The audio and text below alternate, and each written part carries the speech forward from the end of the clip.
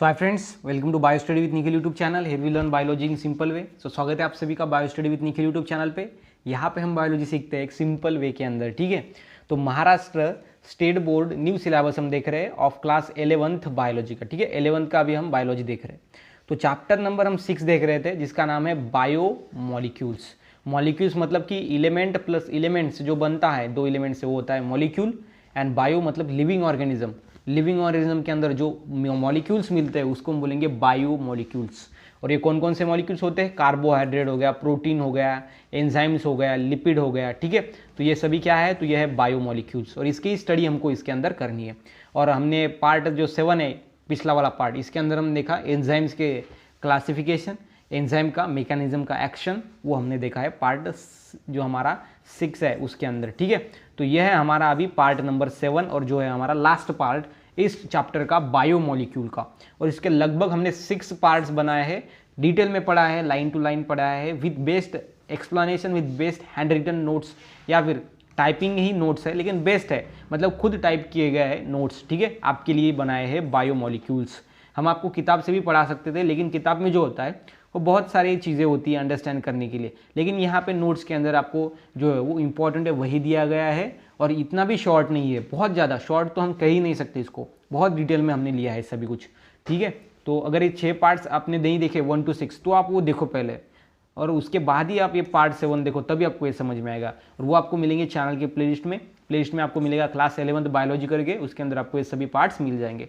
और उसके साथ ही साथ आप क्लास 11th का केमिस्ट्री भी पढ़ सकते हो। हमने फर्स्ट चैप्टर जो है वो ऑलरेडी अपलोड डाल दिया है हमने, जिसका नाम है some basic concept of chemistry, वो डाल दिया है, वो भी आप देख सकते हो। तो यह है हमारा पार्ट नंबर 7। सो अभी तक आपने हमारे चैनल को सब्सक्राइब नहीं किया तो प्लीज़ चैनल को सब्सक्राइब करो, एंड साथ ही साथ जो बेल आइकन है उसको भी हिट करो, बिकॉज ये नोटिफिकेशन प्रोवाइड करेगा जब भी हम फ्यूचर में न्यू वीडियोस को अपलोड करेंगे तब। उसके साथ ही साथ आप मुझे इंस्टाग्राम पे फॉलो कर सकते हो अगर आपको कोई भी डाउट है क्लास बायोलॉजी से रिलेटेड, क्लास 11th बायोलॉजी से, केमिस्ट्री से, ठीक है। और उसके साथ ही साथ आप जो है मुझे टेलीग्राम पे ज्वाइन कर सकते हो। हमारा ग्रुप ही है टेलीग्राम पे, लगभग जो है 2000 के नियर जो स्टूडेंट यहाँ पर आ चुके हैं, ठीक है। तो अभी जो है हमारा पार्ट नंबर 7, इसको स्टार्ट करते हैं। तो देखो, सबसे पहले हम एक पेज ऐड किया है हमने नोट्स के अंदर, वो है पार्ट 7 का ओवरव्यू, मतलब कि पार्ट 7 के अंदर हम क्या क्या देखने वाले हैं, ठीक है। Part 7 overview. तो इसके अंदर सबसे पहला है factors affecting enzyme activity. Part 7 के अंदर हम लास्टली यही देखने वाले हैं। जो आपके पार्ट्स है वो एक स्पेसिफिक वे के अंदर हमने क्रिएट किए गए हैं, मतलब ऐसा नहीं है कि यहाँ पर जो एंजाइम्स का, मतलब कि ये एक जो है factor affecting on enzymes activity, इसके 3 जो फैक्टर है वो इस पार्ट के अंदर, उसके बाद रिमेनिंग 2 उसके पार्ट के अंदर, नहीं ऐसा नहीं है। मतलब फैक्टर्स अफेक्टिंग एंजाइम एक्टिविटी जितने भी है उतने भी ये एक ही पार्ट के अंदर आने चाहिए, मतलब जो स्टूडेंट लोगों को समझने के लिए जो है वो ईजी जाएगा। इसलिए हमने यहाँ पर फैक्टर्स अफेक्टिंग एंजाइम एक्टिविटी ये जो थोड़ा अलग पार्ट लिया है पार्ट नंबर 7 के अंदर। और इसके अंदर हम सभी पढ़ेंगे डिटेल वे के अंदर कि कौन कौन से फैक्टर एंजाइम के ऊपर, एंजाइम के काम करने के ऊपर वो यहाँ पर अपना परिणाम हम इफेक्ट कर सकते हैं, उसको हम बोलेंगे enzymes affecting enzyme, factors affecting enzyme activity. Enzyme activity मतलब क्या होता है? एंजाइम का काम, ठीक है। एंजाइम का काम होता है एंजाइम एक्टिविटी, और उस काम पे जो कोई भी असर डालता है उस फैक्टर्स को हम पढ़ेंगे, वो है फैक्टर्स अफेक्टिंग एंजाइम्स एक्टिविटी। सबसे पहला फैक्टर होता है कॉन्सेंट्रेशन ऑफ सबस्ट्रेट। सबस्ट्रेट क्या है? एंजाइम जिस सब्सटेंस के ऊपर एक्ट करता है उसको हम बोलेंगे सबस्ट्रेट। और सबस्ट्रेट का अगर कॉन्सेंट्रेशन कम ज़्यादा है तो हमारे एंजाइम एक्टिविटी के ऊपर इसका असर पड़ सकता है, इसलिए ये है सबसे पहला हमारा फैक्टर अफेक्टिंग एंजाइम एक्टिविटी। उसके बाद है एंजाइम का कॉन्सेंट्रेशन। अगर एंजाइम ही कम ज़्यादा है तो भी हमारे एंजाइम एक्टिविटी पे इसका असर पड़ सकता है। उसके बाद है टेम्परेचर। अगर तापमान कम ज़्यादा है तो उससे भी हमारे एंजाइम एक्टिविटी पे जो है वो असर पड़ सकता है। उसके बाद है इफेक्ट ऑफ पीएच। पीएच के अंदर जो है उसका पीएच 1 to 7 है या फिर 7 to 14 है, वो भी अफेक्ट करता है हमारे एंजाइमिक एक्टिविटी को। या फिर उसके बाद अदर कैटेगरी के अंदर है अदर सब्सटेंस। कुछ ऐसे सब्सटेंस भी है अदर, ये चारों को छोड़ के, ये चारों तो फैक्ट काय नहीं। तो देखो, अभी इसके अंदर हम नेक्स्ट देखेंगे क्या हमको पढ़ना है। पार्ट 7 का ओवरव्यू तो हमने देख लिया पहले हमारे ये पेज के ऊपर। अब देखो, सबसे पहले हम डिटेल में पढ़ेंगे। अभी सबसे पहला कॉन्सेंट्रेशन हमारा कौन सा था? जो फैक्टर था वो था कॉन्सेंट्रेशन ऑफ सबस्ट्रेट। मतलब कि कॉन्सेंट्रेशन ऑफ सबस्ट्रेट ये क्या करता है? हमारे एंजाइम एक्टिविटी के ऊपर असर छोड़ता है, ठीक है। तो देखो following factors affect enzyme activity. अभी यहाँ पर आपको ध्यान में लेना है कि दो वर्ड्स होते हैं, एक होता है अफेक्ट, ठीक है, उसके बाद दूसरा होता है इफेक्ट। इफेक्ट बोले तो होता है गुड, मतलब कि जो गुड इफेक्ट, गुड को हम बोलते हैं इफेक्ट, ठीक है, इसके ऊपर अगर अच्छा असर दिखा रहा है तो गुड, एंड इफेक्ट को बोलते हैं हम बैड, बैड मतलब कि अगर बुरा असर इसके ऊपर दिखा रहा है वो हमारे एंजाइमिक एक्टिविटी के ऊपर, इसलिए हमने यहाँ पर वर्ड यूज किया है अफेक्ट, ठीक है। तो देखो सबसे पहला है concentration of substance, concentration of substrate. Substrate क्या है कि एंजाइम जिसके ऊपर अटैक या फिर एक्ट करता है, जिसके ऊपर काम करता है ना, वो होता है सबस्ट्रेट। और ये सबस्ट्रेट का अगर कॉन्सेंट्रेशन कम ज़्यादा है तो क्या एंजाइमिक एक्टिविटी के ऊपर असर पड़ता है, तो देखो increase in the substrate concentration gradually increase in the velocity of enzymic activity. Enzyme जो देखो अगर क्या हो गया, सबस्ट्रेट का कॉन्सेंट्रेशन अगर बढ़ गया, increase in the substrate concentrate मतलब कि कॉन्सेंट्रेशन, सबस्ट्रेट का कॉन्सेंट्रेशन अगर बढ़ गया तो ग्रेजुअली क्या होगा, increase in the velocity of enzyme activity. Enzyme activity की वेलोसिटी जो होगा, स्पीड जो होगा वो बढ़ जाएगा। कब? जब सबस्ट्रेट का कॉन्सेंट्रेशन बढ़ेगा तब, okay, and with in the limited range of the substrate level. कब तक? एक लिमिटेड रेंज तक, ठीक है। तो यह है हमारा concentration of substrate. Concentration of substrate कैसे असर डालता है एंजाइमिक एक्टिविटी पे? अगर कॉन्सेंट्रेशन सबस्ट्रेट का बढ़ जाता है तो जो स्पीड है एंजाइम एक्टिविटी का, जो वेलोसिटी है वो बढ़ जाता है, ठीक है। ये कहना है हमारा, ये अफेक्ट करता है इस तरीके से हमारे एंजाइम की एक्टिविटी पे सबस्ट्रेट का कॉन्सेंट्रेशन। उसके बाद है और rectangular hyperbola is obtain when the velocity plot against the substrate concentration. क्या मिलता है हमको? हाइपरबोला मिलता है। क्या बोलता है? हाइपर बोला जो है वो ऐसा मिलता है। क्या मिलता है? हाइपरबोला। अभी आगे देखेंगे हमको ग्राफ है उसके according. Obtain when the velocity plot against the substance concentration, मतलब कि ये ऐसी वेलोसिटी और उसके बाद ये substance concentration, substrate concentration and velocity, ऐसा अगर हमने ग्राफ प्लॉट किया तो हमको क्या मिलता है? हाइपरबोला मिलता है। तो देखो आगे नेक्स्ट में वो ग्राफ है, देखें हमको वो देखेंगे। And 3 distinct phases A B C of the reaction observe in the graph. और ग्राफ के अंदर 3 फेजेस मिलते हैं, phases A, phase B and phase C. किसके अंदर? कॉन्सेंट्रेशन ऑफ सबस्ट्रेट के अंदर। अगर हमने कॉन्सेंट्रेशन ऑफ सबस्ट्रेट एक जगह पे, एक साइड में, और वेलोसिटी एक साइड में लिया तो हमको हाइपरबोला मिलता है। और यहाँ पर A phase, B phase and C phase, phases फेजेस भी मिलते हैं किसके अंदर? ग्राफ के अंदर। तो यह है हमारा कॉन्सेंट्रेशन ऑफ सबस्ट्रेट। सबसे इंपॉर्टेंट है कि ये कॉन्सेंट्रेशन ऑफ सबस्ट्रेट कैसे असर डालता है एंजाइमिक एक्टिविटी पे। अगर कॉन्सेंट्रेशन ऑफ सबस्ट्रेट बढ़ जाता है तो इसकी वेलोसिटी बढ़ जाएगी, किसकी? एंजाइमिक एक्टिविटी की। मतलब कि ये क्या है? एक फैक्टर है जो एंजाइम एक्टिविटी पे अफेक्ट करता है। उसके बाद इसका ग्राफ देखेंगे। देखो वेयरस क्या है? Whereas v is equal to measured velocity. v क्या है? मेजर वेलोसिटी है, ठीक है।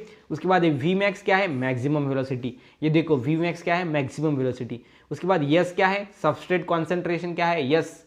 एंड उसके बाद है माइकलियस मेंटन कांस्टेंट। ये क्या है? km, मतलब कि माइकल्स मेंटन कांस्टेंट, इसको हम बोलेंगे km। तो ये km क्या है? Michael Menten constant. अभी सबसे पहले हमने क्या किया? एक ऐसी एक ग्राफ ड्रॉ किया, ऐसे एक लाइन, ठीक है। यहाँ पर हम क्या लिखा? हमने क्या लिखा? वेलोसिटी। क्या लिखा? वेलोसिटी। वेलोसिटी ऐसे। उसके बाद यहाँ पर हमने लिखा सबस्ट्रेट कॉन्सेंट्रेशन, ठीक है, सबस्ट्रेट कॉन्सेंट्रेशन ऐसे। तो अभी देखो हमको सबसे मिला एक ये वाला, उसके बाद ऐसा ये जो ड्रॉ मिला। लेकिन सबसे पहला देखो ये फेज ए मिली, ये फेज बी एंड ये फेज सी। जैसे कि हमने पहले ही बोला था कि अगर हमने इसको ग्राफ के थ्रू अगर प्लॉट किया, ड्रॉ किया, तो हमको 3 फेजेस मिलते हैं, ए बी सी। ये वाला ए, ये वाला बी एंड ये वाला सी फेज, ठीक है। तो सबसे पहले देखो यहाँ पर जो वेलोसिटी थी वो कैसी थी? 1/2 वी मैक्स, मतलब 1/2 माइकल्स मेंटन कांस्टेंट। ये माइकल मेंटन कांस्टेंट जो है इसके यहाँ पर, इसके इस्तेमाल से यहाँ से वो जब वो यहाँ पर जो वेलोसिटी रहेगा वो जो ये वेलोसिटी है इसके आधा रहेगा, मतलब 1/2 वी मैक्स, ठीक है, समझ में आ गया। और वी मैक्स वेलोसिटी रहेगी at the phase of C phase के अंदर जो वेलोसिटी रहेगी, किसकी वेलोसिटी? किसकी? एंजाइम की एक्टिविटी की। किसकी? एंजाइम की एक्टिविटी की। ये बहुत ज़्यादा इंपॉर्टेंट है। ये है एंजाइम की एक्टिविटी की जो स्पीड है उसकी वेलोसिटी, मतलब कि कॉन्सेंट्रेशन ऑफ सब्सटेंस कैसे अफेक्ट करता है। अगर कॉन्सेंट्रेशन ऑफ सब्सटेंस बढ़ जाता है तो एंजाइम का जो एक्टिविटी का जो वेलोसिटी है वो भी बढ़ जाती है। और जो सी के तब होती है वो मैक्सिमम वेलोसिटी होती है at the phase of C, okay. And जो km होता है, मतलब कांस्टेंट, कौन सा कांस्टेंट? माइकलियंस Menten constant. यहाँ पे जो है तब क्या होता है? जो वेलोसिटी है वो हाफ रहती है, किसके? वी मैक्स से। ठीक है, ये ऐसा ग्राफ आपको दिखाई दे रहा है। ग्राफ के अंदर इतना ही उन्होंने कहा है, पहले हमने पढ़ा था कि यहाँ पर A B and C phases मिलेंगे और इसका जो कॉन्सेंट्रेशन है वो बढ़ता जाएगा। मतलब कि देखो यहाँ पर कॉन्सेंट्रेशन क्यों बढ़ता गया, देखो जैसे जैसे यहाँ पर सबस्ट्रेट का कॉन्सेंट्रेशन बढ़ता गया वैसे वैसे देखो एक ऐसा ऐसा ऊपर ऊपर चला गया, मतलब कि ऐसा भी बढ़ता गया। मतलब वेलोसिटी एंड सबस्ट्रेट कॉन्सेंट्रेशन कैसा है, डायरेक्टली प्रोपोर्शनल है। मतलब कि velocity is directly proportional to the substrate concentration. Substrate concentration अगर बढ़ेगा तो वेलोसिटी भी बढ़ेगा, मतलब ये डायरेक्टली प्रोपोर्शनल है और इसलिए ग्राफ जो है ऐसा जो है वो कंटिन्यूसली बढ़ रहा है। ठीक है, तो ये है हमारा वेलोसिटी जो है वो वेलोसिटी चेंज होता है एंजाइमिक एक्टिविटी का, कब, जब सबस्ट्रेट का कॉन्सेंट्रेशन बढ़ जाता है तो। ठीक है, तो ये हमारा फर्स्ट में हो गया। सबसे पहले कॉन्सेंट्रेशन ऑफ सबस्ट्रेट कैसे इफेक्ट करता है हमारे एंजाइम के एक्शन पे हो गया, हमने पता चल गया हमको कैसे इफेक्ट करता है। नेक्स्ट देखेंगे हम एंजाइम का कॉन्सेंट्रेशन। सबस्ट्रेट का कॉन्सेंट्रेशन हमारे एंजाइमिक एक्टिविटी पे कैसे इफेक्ट करता है वो हमको पता चल गया, लेकिन अब देखेंगे कि एंजाइम का कॉन्सेंट्रेशन हमारे एंजाइम एक्टिविटी पे कैसे इफेक्ट करता है। एंजाइम का कॉन्सेंट्रेशन भी इंपॉर्टेंट है एंजाइम के काम के अंदर। देखो, the rate of enzymatic reaction is directly proportional to the concentration of substrate. ये जो एंजाइमेटिक रिएक्शन है इसके अंदर जो है वो यहाँ देखो, enzymatic reaction is directly proportional to concentration of substrate and the rate of reaction is directly proportional to the square root of the concentration of enzyme। सबसे पहले देखो, सबसे पहले इन्होंने कहा क्या कि जो एंजाइमिक रिएक्शन का रेट होता है वो डायरेक्टली प्रोपोर्शनल होता है कॉन्सेंट्रेशन ऑफ सबस्ट्रेट, जो कि हमने पहले में पढ़ाई है कि जो जब जैसा जैसा हमारा सबस्ट्रेट का कॉन्सेंट्रेशन बढ़ रहा है वैसे वैसे हमारे एंजाइमेटिक रिएक्शन का वेलोसिटी बढ़ रहा है, मतलब वो डायरेक्टली प्रोपोर्शनल होता है। डायरेक्टली प्रोपोर्शनल क्या है, तो एक क्वांटिटी अगर बढ़ी तो उसके साथ साथ ये दूसरी क्वांटिटी भी बढ़ जाती है, उसको हम डायरेक्टली प्रोपोर्शनल बोलते हैं। अगर एक क्वांटिटी बढ़ गई और दूसरी घट गई तो इसको हम इनवर्सली प्रोपोर्शनल बोलते हैं। तो ये तो आप सबको पता ही है। ठीक है, देन नेक्स्ट है the rate of reaction is also directly proportional. उसके साथ साथ ये सबस्ट्रेट का ही पता चल गया हमको, उसके साथ साथ ऑलवेज या फिर also directly proportional to the square root of concentration of enzyme. मतलब कि जो यहाँ पर एंजाइमेटिक रिएक्शन का स्पीड होता है वो स्क्वायर रूट ऑफ किसका, square root of concentration of enzyme के यहाँ पे जो है वो इफेक्ट करता है। मतलब ऐसा होता है डायरेक्टली प्रोपोर्शनल के अंदर।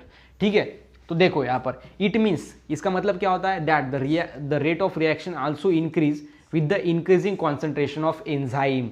मतलब कि जो रेट ऑफ रिएक्शन है वो बढ़ता है कब, जब एंजाइम का कॉन्सेंट्रेशन बढ़ता है और जो एंजाइम का कॉन्सेंट्रेशन बढ़ता है तब क्या होता है, हमारा केमिकल रिएक्शन का रेट बढ़ता है। मतलब ये डायरेक्टली प्रोपोर्शनल है, मतलब कॉन्सेंट्रेशन ऑफ एंजाइम भी डायरेक्टली प्रोपोर्शनल है एंजाइम एक्टिविटी से, और इसके साथ कॉन्सेंट्रेशन ऑफ सबस्ट्रेट, ये दोनों भी concentration of substrate and concentration of enzyme, ये दोनों कैसे है, डायरेक्टली प्रोपोर्शनल है हमारे एंजाइमिक एक्टिविटी या फिर रिएक्शन के रेट के थ्रू।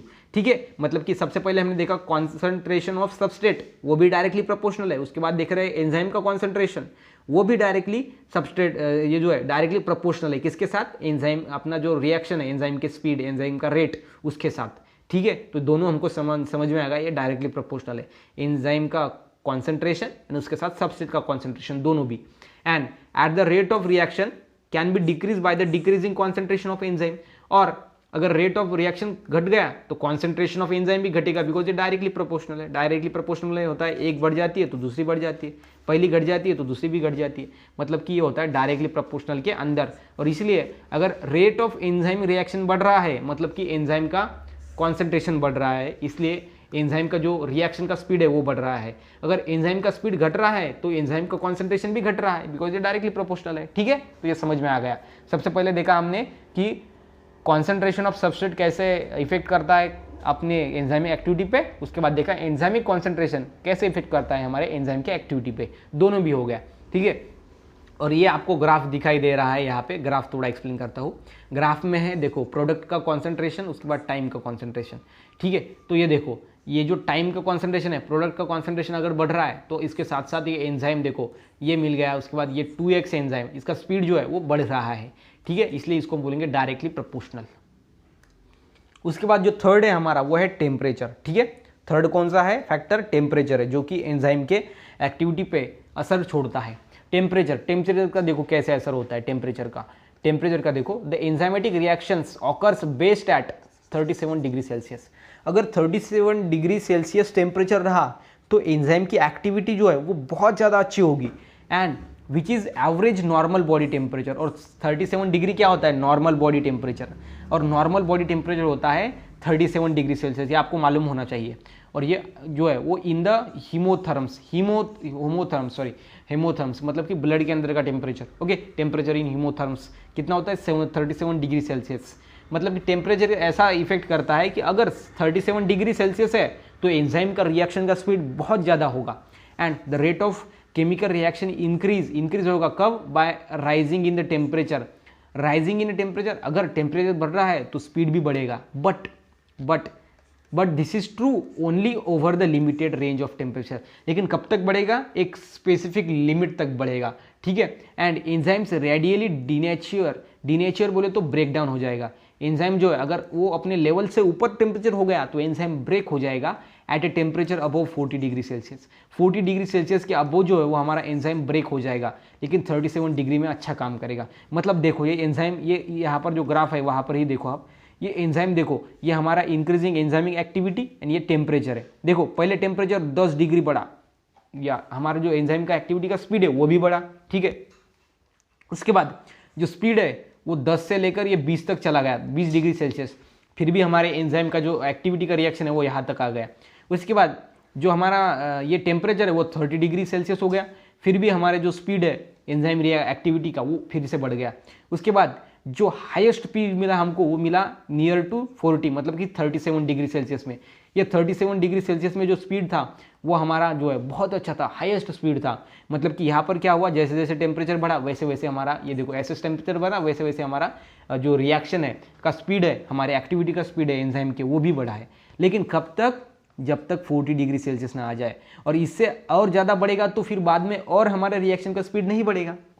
मतलब कि अगर 50 डिग्री सेल्सियस है, मतलब 0 to 50 डिग्री जा रहा है, तो और हमारे जो एंजाइम का स्पीड है वो नहीं बढ़ेगा, ये ऊपर जाता नहीं। तो ये ऊपर क्यों नहीं गया? बिकॉज अगर ये स्पेसिफिक 40 डिग्री सेल्सियस पे वो क्या हो जाता है, एंजाइम ब्रेक हो जाता है, और इससे बाद में देखो ये पूरा का पूरा जो हमारा क्या है, ये एंजाइम का एक्टिविटी का जो ये है, एंजाइम की एक्टिविटी वो फिर से डिक्रीज होगी। मतलब इसका मतलब यही है कि 40 डिग्री सेल्सियस तक अगर स्पीड बढ़ रहा है तो एंजाइम का जो एक्टिविटी का स्पीड है अगर वो भी बढ़ेगा। मतलब कि अगर 40 डिग्री सेल्सियस तक टेम्परेचर बढ़ रहा है तो इसके साथ साथ हमारे एंजाइमिक एक्टिविटी का भी स्पीड बढ़ेगा, और 40 डिग्री के अबव चला गया तो एंजाइम एक्टिविटी का स्पीड जो है वो कम हो जाएगा, बिकॉज एंजाइम ब्रेक हो जाएगा eight 40 degree Celsius.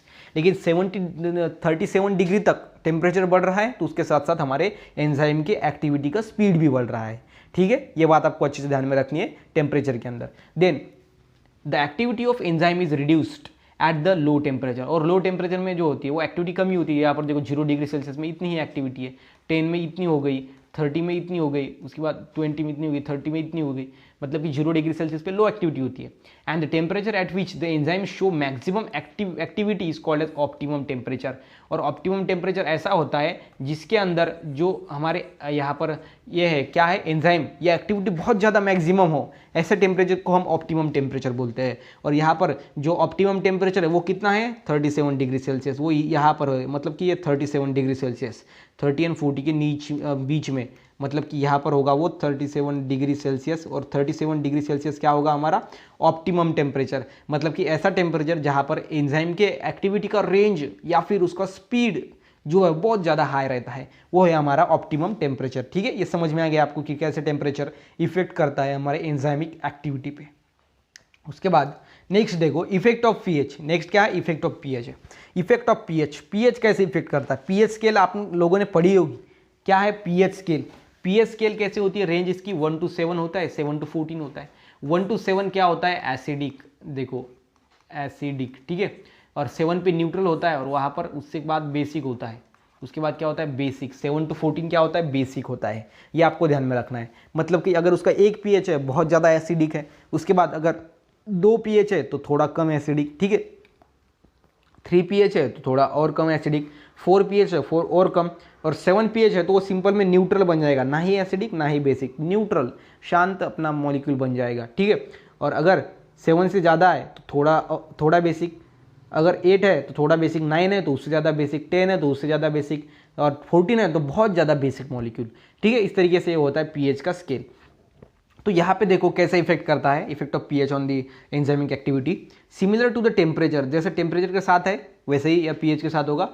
There is also P11, मतलब कि जब तक P11 रहेगा eight which the enzyme will catalyse the reaction at the maximum rate, मतलब कि जब तक पीएच कितने रहता है 14 तक रहता है हमको पता है, और 11 तक, ठीक है, यहाँ पर हम देख सकते हैं यह है हमारा 11 पीएच 11, पीएच जब तक 11 है 11 तक जो है वो स्पीड बढ़ता ही रहेगा। देखो यहाँ पर एंजाइम की एक्टिविटी का स्पीड बढ़ रहा है, मतलब क्या है कि जो पीएच है ये भी डायरेक्टली प्रोपोर्शनल है विद द एंजाइमिक एक्टिविटी। जैसे जैसे पीएच बढ़ रहा है वैसे वैसे हमारा एंजाइमिक एक्टिविटी का रेट बढ़ रहा है, लेकिन कब तक, जैसे टेम्परेचर का एक वैल्यू था वो था 37 डिग्री सेल्सियस, जैसे टेम्परेचर का एक वैल्यू था वो था 37 डिग्री सेल्सियस, उसी तरीके से एक पीएच का भी वैल्यू है, तब तक ही वो बढ़ेगा।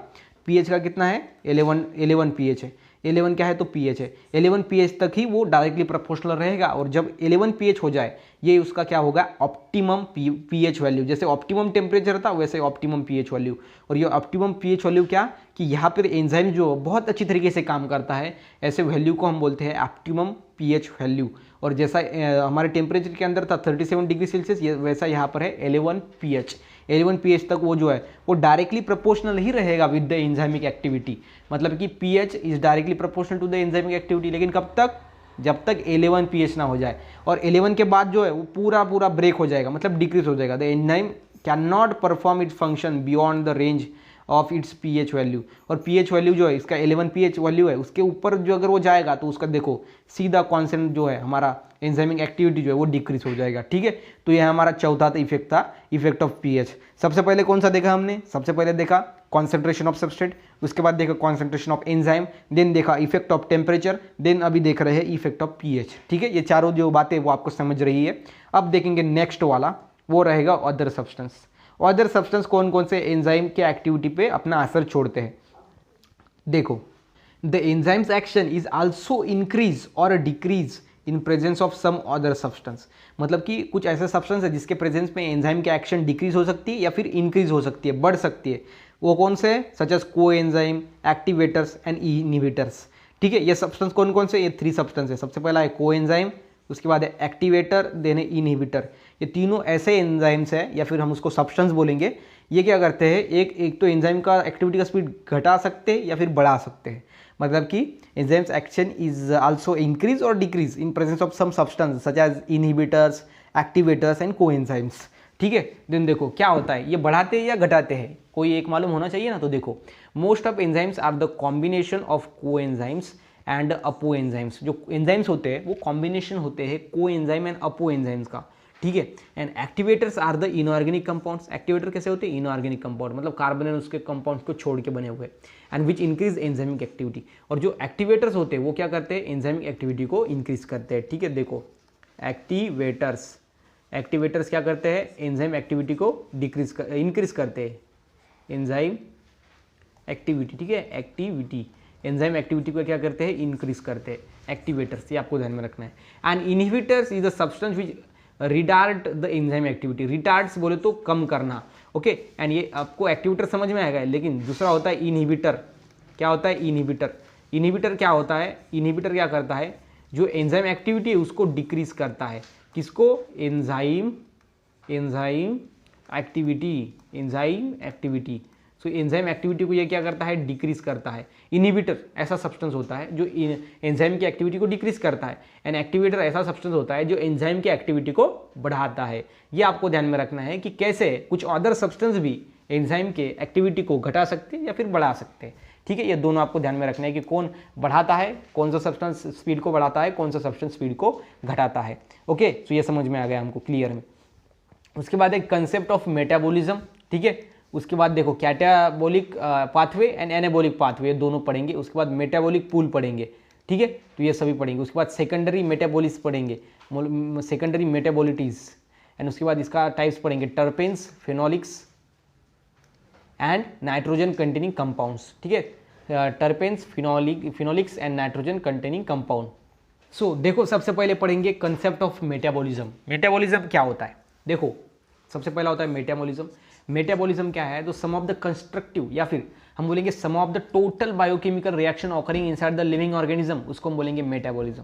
मेटाबॉलिज्म देखो sum of the total biochemical reactions takes place within the each cell of living organism. Living organism के अंदर जो सेल है उसके अंदर जितने भी केमिकल रिएक्शंस होते हैं, जितने भी बायोकेमिकल रिएक्शन होते हैं, बायोकेमिकल क्यों बोलते हैं, बिकॉज ये लिविंग ऑर्गेनिज्म के अंदर होते हैं और इसलिए हम उसको बोलते हैं बायोकेमिकल रिएक्शंस, उसको हम बोलेंगे metabolism. And provide energy for the vital process. Vital बोले तो होता है इंपॉर्टेंट, और एनर्जी प्रोवाइड करता है किसके अंदर, वाइटल प्रोसेसेस के लिए। वाइटल बोले तो होता है इंपॉर्टेंट प्रोसेस के लिए वो एनर्जी देता है, ठीक है। And synthesising new organic material, और सिंथेसाइज करता है, बनाता है किसको, न्यू ऑर्गेनिक मटेरियल को, उसको हम बोलेंगे मेटाबॉलिज्म। सो मेटाबॉलिज्म की डेफिनेशन आपको क्या बतानी है, sum of the total biochemical reaction occurring inside the living organism and provide energy for vital processes and synthesize new organic compounds या फिर मटेरियल्स, उसको हम बोलेंगे मेटाबॉलिज्म। या फिर हम सीधा सीधा बोल सकते हैं sum of the total biochemical reaction occurring inside the living organism is called as metabolism. और ये किसके लिए होता है, एनर्जी प्रोवाइड करने के लिए, इंपॉर्टेंट प्रोसेस के लिए, इसलिए बायोकेमिकल रिएक्शन हमारे बॉडी के अंदर होते हैं। उसके बाद है सेकंड, किसके लिए होते हैं, ऑर्गेनिक मटेरियल को फॉर्म करने के लिए, ठीक है। सबसे पहला वाइटल प्रोसेस को एनर्जी प्रोवाइड करने के लिए, सेकंड ऑर्गेनिक मटेरियल को सिंथेसाइज करने के लिए, ये मेटाबॉलिज्म मतलब कि sum of the total biochemical reactions होते हैं एक लिविंग ऑर्गेनिज्म के अंदर, ठीक है, लिविंग सेल के अंदर। एंड इट इन्वॉल्व्स इसके अंदर क्या होता है, कंटिन्यूअस प्रोसेस ऑफ ब्रेकडाउन।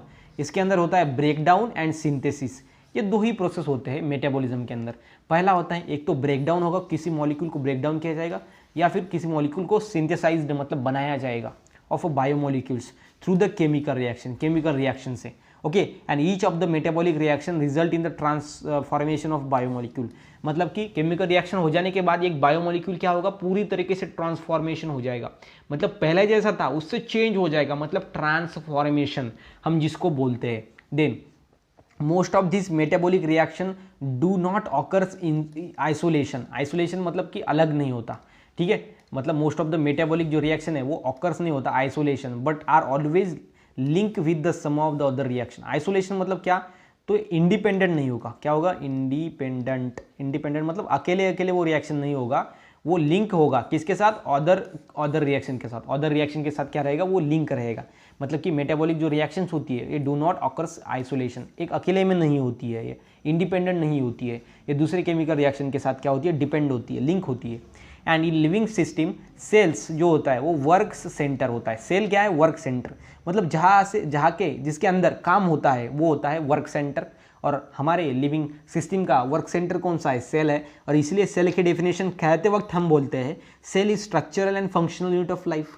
क्या बोलते हैं sir, cell is a structural and functional unit of life, मतलब सेल के अंदर स्ट्रक्चर का भी काम होता है, फंक्शन का भी, स्ट्रक्चर बनाने का काम करता है सेल हमारे बॉडी का, और उसके साथ साथ जो फंक्शन होता है उसका भी, फंक्शन का भी काम होता है हमारे बॉडी के अंदर, इसलिए हम बोलते हैं structural and functional unit of life is this cell. और इसलिए यहाँ पर बोला है कि a living system cell are work centre, यहाँ पर काम होता है, वर्क सेंटर है ये। And where the metabolism involve two types of pathways, और मेटाबॉलिज्म ये जो है मेटाबॉलिज्म इसके अंदर दो होता है, एक होता है एनाबॉलिज्म, दूसरा होता है कैटाबॉलिज्म। इसको डिटेल में पढ़ेंगे, अभी सिंपल में आप देखो एनाबॉलिज्म एंड कैटाबॉलिज्म क्या होता है। देखो इसके अंदर आपको दो ही बातें ध्यान में रखनी है, एक है कंसेप्ट ऑफ मेटाबॉलिज्म के अंदर आपको ध्यान में रखना है मेटाबॉलिज्म क्या है, sum of the total biochemical reaction occurring inside the living organisms, and किसके लिए, to provide energy for vital process या फिर to provide energy for important process and synthesizing organic molecules, organic material, okay, इसको बोलेंगे metabolism. और इसके अंदर दो काम होते हैं, यहाँ पर बताया हमको, एक है ब्रेक डाउन, एक तोड़ने का, दूसरा है जोड़ने का, मतलब सिंथेसाइज, एक तो तोड़ने का काम होगा या फिर जोड़ने का काम होगा। अभी देखो इसके तोड़ने या जोड़ने, इसके अकॉर्डिंग ही ये मेटाबॉलिज्म के दो टाइप्स गिरे हैं। देखो कैसे गिरे हैं, सबसे पहला है कैटाबॉलिक पाथवे। देखो lead of formation of simpler substance from a complex substance molecules, मतलब यहाँ पर क्या होता है, सिंपलर सब्सटेंस बनता है कॉम्प्लेक्स से। अभी ये ऐसा हमारा कॉम्प्लेक्स सब्सटेंस है, ठीक है, ये कॉम्प्लेक्स सब्सटेंस को ब्रेक करेंगे तभी तो एक ऐसा सिंपल सब्सटेंस बनेगा ना, तभी तो एक ऐसा सिंपल सब्सटेंस बनेगा। मतलब सिंपल सब्सटेंस को जो है बनाने के लिए क्या करता है, इसको ब्रेक डाउन करने का काम करता है, और ब्रेक डाउन करने के प्रोसेस को हम बोलते हैं कैटाबॉलिक पाथवेज, ठीक है। जैसे हमने कहा था कि जो हमारा मेटाबॉलिज्म है इसके अंदर एक तो जोड़ने का काम होगा या फिर तोड़ने का काम होगा, सिंथेसाइज का काम होगा या फिर उसको ब्रेक डाउन करने का काम होगा, और जो काम ब्रेक डाउन का होता है उसको हम बोलते हैं कैटाबॉलिक पाथवे। दूसरा होता है एनाबॉलिक पाथवे, ये होता है जोड़ने का काम। ओके, यहाँ पर देखो, that involves the formation of more complex biochemical from the simpler structure. मतलब सिंपलर स्ट्रक्चर है, मतलब कि ऐसे देखो, ये ऐसे क्या है, यहाँ पर सिंपलर स्ट्रक्चर है, ठीक है, ये सिंपलर स्ट्रक्चर है, उससे क्या बनता है, एक ऐसा कॉम्प्लेक्स स्ट्रक्चर बनता है, ठीक है, ये क्या बनता है, कॉम्प्लेक्स स्ट्रक्चर बनता है, उसको हम क्या बोलेंगे, एनाबॉलिक पाथवे। मतलब यहाँ पर क्या हो रहा है, जोड़ने का काम हो रहा है, क्या जोड़ने का काम हो रहा है, मतलब इसको हम क्या बोलेंगे, सिंथेसाइज होने का काम कर रहा है, सिंथेसाइज्ड। और यहाँ पर क्या हो रहा है, तो ब्रेक डाउन हो रहा है, क्या हो रहा है, ब्रेक डाउन। ये आपको ध्यान में रखना है catabolic pathway and anabolic pathway के अंदर। कैटाबॉलिक पाथवे के अंदर क्या होता है, तोड़ने का काम होता है। जैसे कि यहाँ पर आप ध्यान में रखो कि अगर एक आधी बाइक आपने गैरेज के अंदर ले ली, ओके, आपको उसको जो है उसको मॉडिफाई करना है, तो जो गैरेज वाला क्या करेगा, उसके एक एक पार्ट को अलग करेगा और उसको हम बोलेंगे कैटाबॉलिक पाथवे। और अगर आपको नई बाइक बनानी है तो आप क्या करोगे, सभी पार्ट्स को जो है वो एक जगह पे लाएगा, जो अपना गैरेज के अंदर का आदमी है वो सभी पार्ट को जोड़ेगा और वो होगा एनाबॉलिक पाथवे। और एक सिंपल में गाड़ी बन जाएगी। मतलब सिंपल से हमको कॉम्प्लेक्स मिलेगा। यहाँ पर हमने कॉम्प्लेक्स का, जो पुरानी गाड़ी थी उसको कॉम्प्लेक्स से हमने सिंपल बना दिया, उसके पार्ट्स को अलग कर दिया, ठीक है। ये एग्जाम्पल के थ्रू आपको समझ में आएगा, catabolic pathway and anabolic pathway, ठीक है। तो देखो अभी इसकी प्रॉपर में डेफिनेशन देखते हैं। Leads to formation of simpler structure from a complex biomolecule. Complex से सिंपलर बनता है, मतलब इसको हम बोलेंगे कैटाबॉलिक पाथवेज। और इसको हम बोल सकते हैं the some of the total, लेकिन कौन से, डिस्ट्रक्टिव, मतलब तोड़ने वाले, sum of the total destructive reactions occurring inside the living organism, उसको बोलेंगे कैटाबॉलिज्म या फिर catabolic pathways. Okay, and when we eat wheat, bread, chapati, जब हम गेहूं खाते हैं, व्हीट, चपाती खाते हैं, ब्रेड खाते हैं, और गैस्ट्रोइंटेस्टिनल ट्रैक्ट डाइजेस्ट हाइड्रोलिसिस, मतलब डाइजेस्ट करता है, हाइड्रोलिस करता है, वो जो बड़े मॉलिक्यूल उसको ब्रेक करने का काम होता है, उसको हम बोलेंगे catabolic pathway. And the starch to glucose units with the help of enzyme releasing. Okay, so starch जो है वो ग्लूकोज के फॉर्म में कन्वर्ट हो जाता है। क्या हो जाता है, जो स्टार्च है वो ग्लूकोज के फॉर्म में कन्वर्ट हो जाता है और हमको क्या मिलता है, एटीपी रिलीज होता है। एटीपी क्या है, एडेनोसिन ट्राइफॉस्फेट, जो एनर्जी हम लेते हैं, ठीक है। तो ये आपको ध्यान में रखना है सिंपल वे के अंदर। ऐसा होता है हमारा कैटाबॉलिक पाथवेज। सेकंड होता है एनाबॉलिक पाथवे, ठीक है। एनाबॉलिक पाथवे के अंदर देखो, इसको हम क्या बोलते हैं, कॉल्ड बायोसिंथेटिक पाथवे। मतलब कुछ लिविंग ऑर्गेनिज्म के अंदर बनने का काम होता है, मतलब इसको बोलते हैं हम बायोसिंथेटिक पाथवे। और इसके डेफिनेशन अगर बोलेंगे एनाबॉलिक की, तो बोलेंगे सम ऑफ द कंस्ट्रक्टिव, यहाँ पर हमने क्या कहा था कैटाबॉलिक के अंदर, sum of the destructive chemical reaction, यहाँ पर हम बोलेंगे sum of the constructive chemical reaction occurring inside the living organism, उसको बोलेंगे एनाबॉलिक पाथवेज, ठीक है।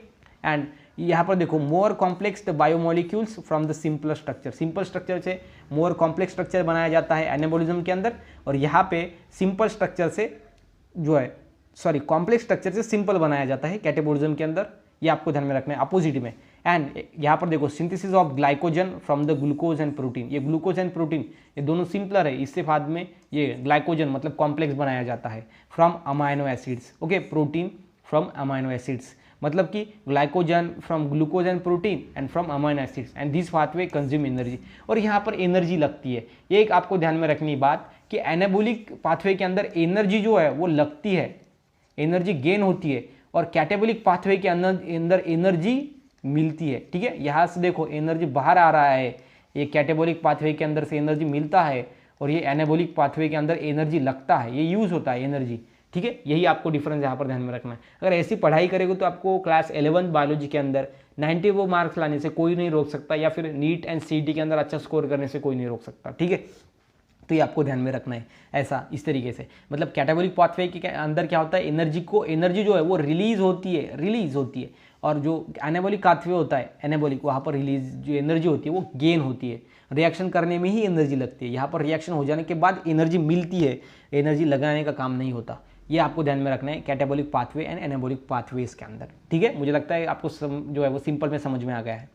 उसके बाद देखेंगे मेटाबॉलिक पूल। क्या देखेंगे, मेटाबॉलिक पूल।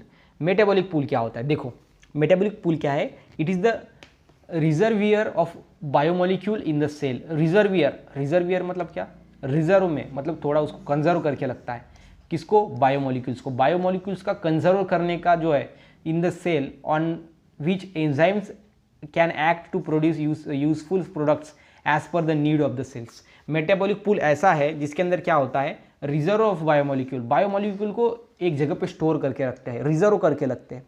हम बोल सकते हैं कि कभी कभी रिजर्व लग जाती है हमारी गाड़ी, मतलब हमारा जो पेट्रोल है वो सेव हो जाता है, वो लगता नहीं है, ठीक है, उस जब गाड़ी रिजर्व पे लग जाती है। उसी तरीके से यहाँ पे जो मेटाबॉलिक पूल है, यहाँ पर क्या होता है, बायोमोलिक्यूल को रिजर्व पे रखा जाता है। मतलब बायोमोलिक्यूल जो है उसको थोड़ा स्टोर करके रखता है अलग, और जब कभी भी उसकी नीड गिरी तो यूजफुल प्रोडक्ट्स बनाते हैं उससे। ठीक है, बायोमोलिक्यूल से क्या बनते हैं, यूजफुल प्रोडक्ट्स बनते हैं। कब, जब उसकी as per the need in the cell, मतलब सेल के अंदर कैसी नीड है उसके अकॉर्डिंग फिर बाद में उसको यूज करते हैं। लेकिन पहले क्या करते हैं, उसको स्टोर करके रखते हैं, मतलब सेविंग, सिंपल में सेविंग। ठीक है, and the concept of metabolic pool is significant. जो कंसेप्ट है मेटाबॉलिक पूल का वो सिग्निफिकेंट है। सिग्निफिकेंट का मतलब होता है इंपॉर्टेंट, इंपॉर्टेंट है in the cell biology, cell biology के अंदर इंपॉर्टेंट है। बिकॉज क्यों इंपॉर्टेंट है, it's allow one type of molecule to change into another type. Because एक टाइप के मॉलिक्यूल को दूसरे टाइप के मॉलिक्यूल में चेंज करने का मौका देता है, मतलब अलो करता है। एग्जाम्पल देखो, carbohydrate can converted into fats and vice versa. मतलब कि कार्बोहाइड्रेट जो है वो फैट के अंदर कन्वर्ट हो सकता है because of metabolic pool, carbohydrate fats के अंदर। और वाइस वर्सा का मतलब होता है अपोजिट, मतलब फैट्स भी कार्बोहाइड्रेट के अंदर कन्वर्ट हो सकता है, उसका मतलब होता है वाइस वर्सा। मतलब इन्होंने ऐसा नहीं बोला कि carbohydrate can convert into fats और बोला and fats are converted into carbohydrate, ऐसा नहीं बोला, वाइस वर्सा। वाइस वर्सा का मतलब होता है अपोजिट। जैसा ये प्रोसेस हुआ है वैसा ही अपोजिट प्रोसेस वहाँ पे होगा। मतलब कि ये कैसे होंगे, reversible process. Carbohydrate can be converted into fats and fats can converted to carbohydrate, can be converted to carbohydrate. ये आपको ध्यान में रखना है अच्छी तरीके से। ठीक है, तो ये मेटाबॉलिक पूल क्या होता है, बायोमोलिक्यूल को रिजर्व करके रखा जाता है, और जब नीड होती है सेल के अंदर उसके अकॉर्डिंग जो हमारे एंजाइम्स होते हैं वो डिफरेंट टाइप्स के प्रोडक्ट्स फॉर्म करते हैं। ठीक है, and catabolic chemical reaction of glycolysis and Krebs cycle only provides ATP. ये जो है कैटाबॉलिक रिएक्शन, कैटाबॉलिक रिएक्शन के अंदर हमको पता है एनर्जी प्रोड्यूस होती है। तो कैटाबॉलिक रिएक्शन कौन कौन सी है फिर, ये glycolysis and Krebs cycle. Catabolic मतलब क्या, जिसमें ब्रेक डाउन करने का काम होता है, एक कॉम्प्लेक्स सब्सटेंस को सिंपल सब्सटेंस में कन्वर्ट करने का काम करता है। और जो हम गेहूँ खाते हैं, जो हम बाद में जो ब्रेड खाते हैं, जो चपाती खाते हैं, ये कैसे होती है, ये कॉम्प्लेक्स सब्सटेंस होती है ना, उसको बाद में सिंपल बनाया जाता है। Okay, and but also makes available metabolic pool of biomolecules that can be utilised for synthesis of many important cellular components. और उसको सेलुलर कंपोनेंट को भी इस्तेमाल करने की, बनाने के लिए ये जो है वो यूटिलाइज होते हैं। कौन यूटिलाइज होता है, बायोमोलिक्यूल। और बायोमोलिक्यूल कहाँ पर होते हैं, रिजर्व होते हैं, उसको हम बोलेंगे मेटाबॉलिक पूल। तो मेटाबॉलिक पूल आपको समझ में आ गया। जो बायोमोलिक्यूल है सिंपल में सेविंग करने का, हम क्या करते हैं, पैसे को सेविंग करते हैं, और जब कभी भी पैसे की नीड हमको पड़ती है, गरज पड़ती है, तो हम क्या कर सकते हैं, उस मनी को यूज़ कर सकते हैं।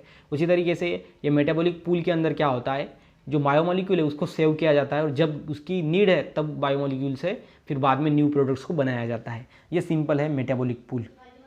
उसके बाद देखो नेक्स्ट में देखो, the metabolites can added or withdraw from this pool according to the need of the cell. और यहाँ पर देखो मेटाबॉलिटीज कैन ऐड, हम और इस मेटाबॉलिक पूल के अंदर और हम ऐड कर सकते हैं बायोमोलिक्यूल को, या फिर जिसकी नीड है उसको निकाल भी सकते हैं। जैसे कि हमारे सेविंग के अंदर भी वैसा होता है, जैसे हमने पैसे जमा किए, सेविंग किए, तो उसके अंदर से हम 1000 रुपये निकाल भी सकते हैं, या फिर 500 उसके अंदर ऐड भी कर सकते हैं। इसका मतलब ये क्या है, तो इस तरह से हम कुछ भी ऐड कर सकते हैं इसके अंदर, या फिर विड्रॉ कर सकते हैं अकॉर्डिंग टू नीड, जैसे हमको नीड है। अगर 5000 की नीड है तो 5000 निकालेंगे, अगर 500 की नीड है तो 500 निकालेंगे। ठीक है, and the balance between the catabolism and anabolism maintain homeostasis. So catabolism क्या होता है, sum of the destructive chemical reaction occurring inside the living organism. और जो एनाबॉलिज्म है इसका मीनिंग क्या होता है, sum of the constructive chemical reaction occurring inside the living organism. और ये दोनों क्या करते हैं, हीमोस्टैटिस, मतलब ब्लड के अंदर जो है वो एक जो है कांस्टेंट रखते हैं। हीमोस्टैटिस जो ब्लड का लेवल कांस्टेंट रहता है, क्या रहता है, ब्लड का लेवल, ये आपको ध्यान में रखना है। In the cell as well as in the whole body, और होल बॉडी के अंदर भी एंड सेल के अंदर भी हीमोस्टैटिस रखता है। हीमो मतलब होता है ब्लड का लेवल मेंटेन रखता है। कौन, कैटाबॉलिज्म एंड एनाबॉलिज्म। कैटाबॉलिज्म मतलब डिस्ट्रक्टिव केमिकल रिएक्शन, एनाबॉलिज्म मतलब होता है कंस्ट्रक्टिव केमिकल रिएक्शन। ये दोनों क्या करते हैं, तो सिंपल में अपने बॉडी के अंदर जो है वो ब्लड का जो अपना जो लेवल है वो मेंटेन करने का काम करता है। हीमोस्टैटिस हम उसको बोलते हैं। सेकेंडरी मेटाबॉलिटीज, देखो secondary metabolisms are small organic molecule. ये स्मॉल ऑर्गेनिक मॉलिक्यूल्स होते हैं प्रोड्यूस बाय द ऑर्गेनिज्म। किससे प्रोड्यूस होता है, then the organisms, and that are not essential for their growth. ये मेटाबॉलिट जो होती है सेकेंडरी मेटाबॉलिट, उसको हम क्या बोलते हैं, SNIS बोलते हैं, सेकेंडरी मेटाबॉलिटीज। ये क्या होता है, ये स्मॉल ऑर्गेनिक मॉलिक्यूल्स होते हैं प्रोड्यूस बाय ऑर्गेनिज्म। ऑर्गेनिज्म ने प्रोड्यूस किए गए स्मॉल क्या होते हैं, ऑर्गेनिक मॉलिक्यूल्स होते हैं, और that are not essential for their growth. ये उसके ग्रोथ के लिए इसेंशियल नहीं होता, डेवलपमेंट के लिए काम में नहीं आता, एंड रिप्रोडक्शन के लिए काम में नहीं आता। ऐसे ऑर्गेनिक मॉलिक्यूल को, स्मॉल ऑर्गेनिक मॉलिक्यूल को हम क्या बोलते हैं, सेकेंडरी मेटाबॉलिज्म बोलते हैं। And secondary metabolites can classified on the basis of chemical structure. और ये जो सेकेंडरी मेटाबॉलिज होते हैं ये क्लासिफाई होते हैं, मतलब कि डिफरेंट डिफरेंट इसके टाइप्स कर जो है वो गिरते हैं, लेकिन किसके बेसिस पे, on the basis of chemical structure. इसके अंदर का केमिकल स्ट्रक्चर कैसा है उसके बेसिस पे इसके टाइप्स गिरते हैं।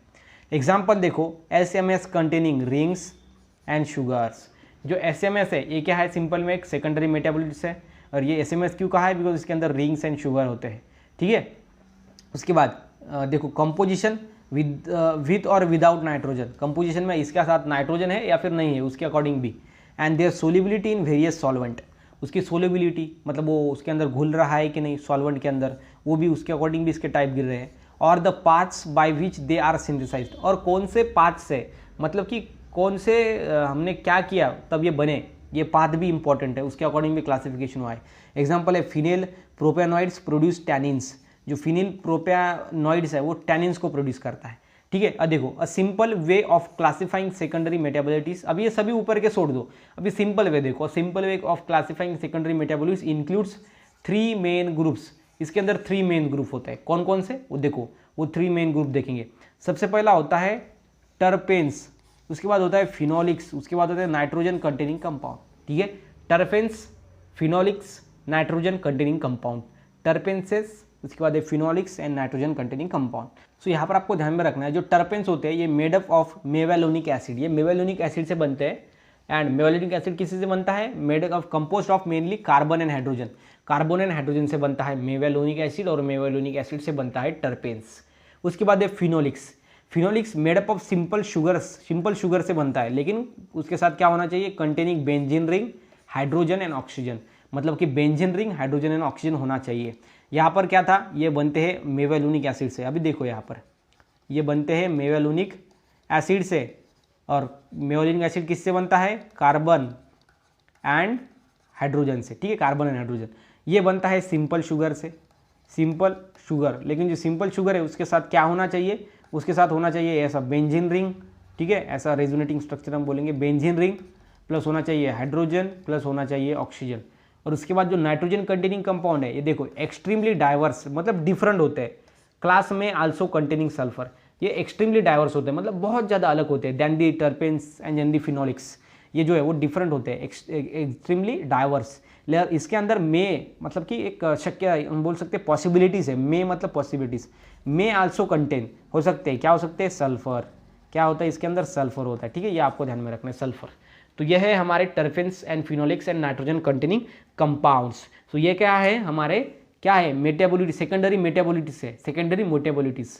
सेकेंडरी मेटाबॉलिटीज क्या है, तो एक स्मॉल ऑर्गेनिक मॉलिक्यूल्स होते हैं जो उसके ग्रोथ के लिए काम में नहीं आते, डेवलपमेंट के लिए काम में नहीं आते, रिप्रोडक्शन के अंदर काम में भी नहीं आते। सो यहाँ पर जो है हमारा पार्ट 7 इस चैप्टर का खत्म होता है। सो ये पूरे का पूरा जो चैप्टर है वो हमारा खत्म हुआ, ये लास्ट का पार्ट था हमारे इस चैप्टर का। सो अगर गाइज आपको वीडियो अच्छा लगा हो तो वीडियो को लाइक करो, चैनल को सब्सक्राइब करो, एंड साथ ही साथ इस वीडियो को अपने फ्रेंड के साथ शेयर करो। तो मिलते हैं गाइज नेक्स्ट वीडियो में, तब तक के लिए stay happy, stay motivate, thank you so much.